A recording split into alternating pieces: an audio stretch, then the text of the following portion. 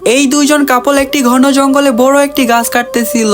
তখনই ওই বড় গাছটি ভুল করে মেয়েটির হাতে গিয়ে পড়ে। মেয়েটির স্বামী তার হাত বের করার অনেক চেষ্টা করে, কিন্তু সে ব্যর্থ হয়। তাই সে তার স্ত্রীর হাত কুড়াল দিয়ে কেটে দেয়। এই অ্যাক্সিডেন্টের পরে তার স্ত্রী অনেক মন খারাপ করে, আর একদিন সে তার স্বামীকে স্বর্ণের হাত বানিয়ে দেওয়ার জন্য বলে।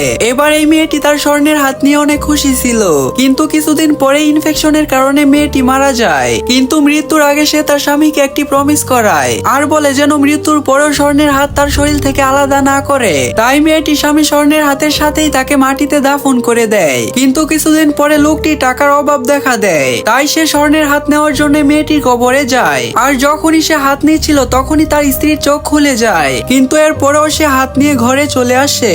আর কিছুক্ষণ পরে স্ত্রীর আত্মা তার হাত ফেরত নেওয়ার জন্য ঘরে চলে আসে। তাই স্বামী ভয় পেয়ে তাকে হাত ফেরত দিয়ে দেয়, কিন্তু তখনই স্ত্রী তার উপর হামলা করে তাকে মেরে ফেলে। এবার তোমাদের স্বর্ণের মতো হাত দিয়ে ভিডিওতে লাইক করে দাও।